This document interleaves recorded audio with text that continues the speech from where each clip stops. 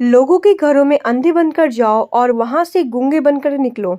एक सहेली ने दूसरी सहेली से पूछा, बच्चा पैदा होने की खुशी में तुम्हारे पति ने तुम्हें क्या तोहफा दिया? सहेली ने कहा, कुछ भी नहीं। उसने सवाल करते हुए पूछा कि क्या ये अच्छी बात है? क्या उसकी नजर में तुम्हारी कोई कीमत नहीं?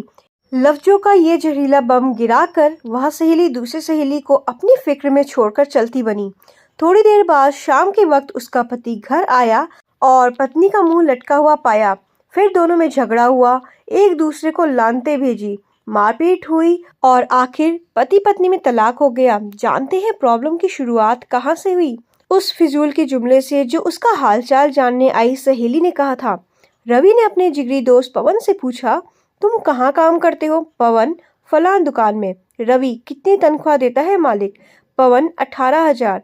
रवि, 18,000 रुपये बस? तुम्हारी जिंदगी कैसे कटती है इतने पैसों में?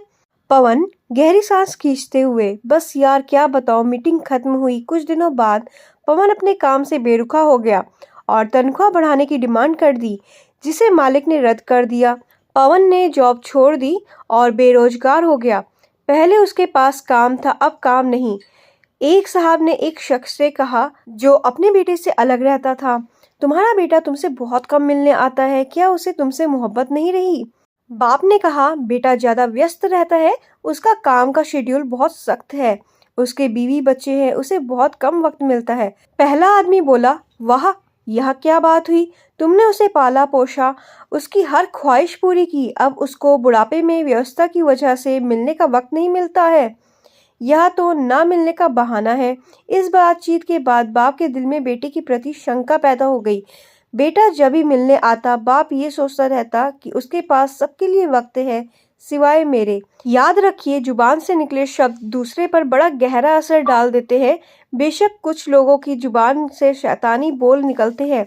हमारी रोजमर्रा की जिंदगी में बहुत से सवाल हमें बहुत मासूम लगते हैं, जैसे तुमने यह क्यों नहीं खरीदा, तुम्हारे पास यह क्यों नहीं है, तुम इस शख्स के साथ पूरी जिंदगी कैसे चल सकते हो, तुम उसे कैसे मान सकते हो, वगैरह वगैरह। इस तरह के बेमतलबी फिजूल के सवाल नादानी में या बिना मकसद के हम पूछ बैठते हैं, जबकि हम यह भूल जाते हैं कि हमारे ये सवाल सुनने वाले के दिल में नफरत या मोहब्बत का कौन सा बीज बो रहे हैं।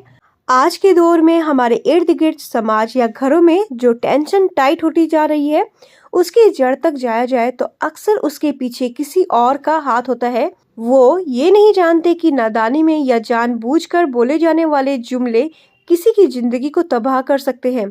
ऐसी हवा फैलाने वाले हम ना बने। लोगों के घरों में अंधे बनकर जाओ और वहां से गूंगे बनकर निकलो। दिल से एक बार विचार जरूर करें। दोस्तों, ये कहानी आपको कैसी लगी कमेंट करके हमें जरूर बताइएगा। बाय।